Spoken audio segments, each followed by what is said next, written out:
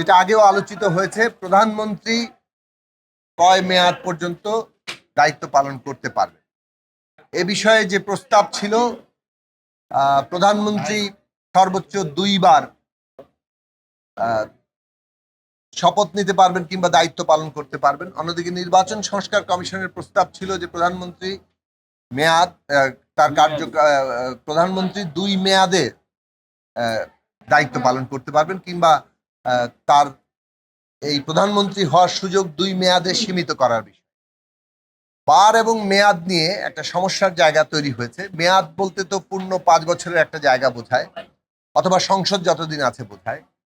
আর 2 বার বলতে যেভাবে একই মেয়াদের মধ্যে 2 বার হতে পারে, এই রকম একটা সমস্যার জায়গা থেকে আলোচনাটা এসেছিল যে এখানে প্রস্তাব এসেছিল যে প্রধানমন্ত্রীর মেয়াদকাল এক জীবনের সর্বোচ্চ একটা বছর দিয়ে ঠিক করা, এবং এই বিষয়ে আসলে সর্বোচ্চ 10 বছর একজন ব্যক্তি তার জীবৎকালে প্রধানমন্ত্রীর দায়িত্ব পালন করতে পারেন।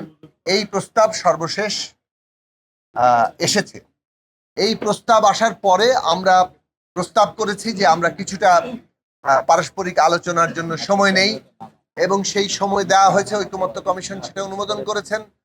পরস্পর রাজনৈতিক দলগুলো আলাপ আলোচনা করেছে, এবং আলাপ আলোচনার পরে যখন আবার আলোচনা শুরু হয়েছে, সেখানে অধিকাংশ রাজনৈতিক দল, 3টি দল বাদে অধিকাংশ রাজনৈতিক দল এই বিষয়ে একমত হয়েছে যে সর্বোচ্চ 10 বছর একজন ব্যক্তি তার জীবনকালে প্রধানমন্ত্রীর দায়িত্ব পালন করতে পারবেন।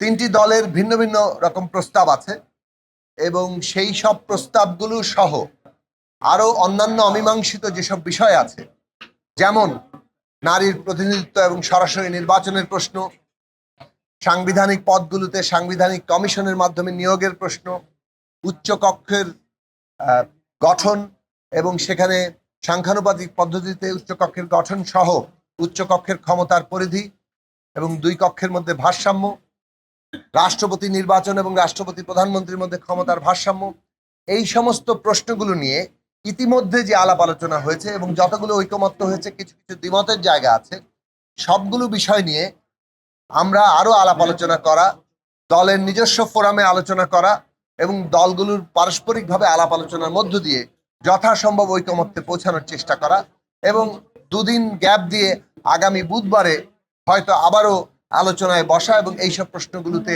চূড়ান্ত সিদ্ধান্তের জায়গায় আসা, সেই বিষয়ে আসার জন্য এক ধরনের সিদ্ধান্ত হয়েছে। আমরা প্রস্তাব করেছিলাম যে এটা যেহেতু প্রত্যেকটি দলই তার নিজ নিজ অবস্থান জানিয়েছেন, আবার একই সাথে যখন আমরা এইভাবে সব দল একসাথে বসছি, যেটা বাংলাদেশের ইতিহাসে একটা অনন্য ঘটনা, অভূতপূর্ব ঘটনা, এই রাজনৈতিক দলগুলো যখন পারস্পরিক আলাপ আলোচনার মধ্যে দিয়ে প্রত্যেকেই সমৃদ্ধ হচ্ছেন, একে অপরকে নানাভাবেই এঙ্গেজ করছেন, এবং এর মধ্য দিয়ে নতুন প্রস্তাব কিংবা অবস্থানগত কিছু পরিবর্তনও ঘটছে, এবং সবগুলো পরিবর্তনই ইতিবাচক পরিবর্তন, অর্থাৎ আরো অধিকতর ঐক্যের দিকে আমরা যাচ্ছি।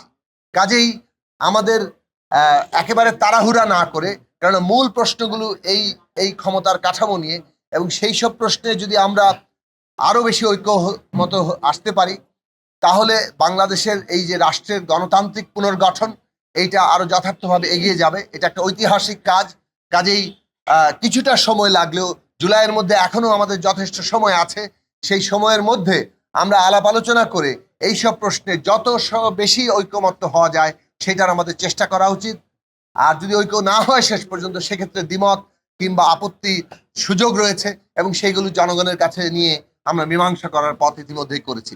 কাজে এই বিষয়ে কিছুটা সময় নিয়ে আরো অধিকতর আলাপ আলোচনার সিদ্ধান্ত হয়েছে। যেসব প্রশ্নে ন্যূনতম ঐক্যমত্য হয়েছে, কিন্তু এখনো কিছু কিছু বিষয়ে দ্বিমত আছে।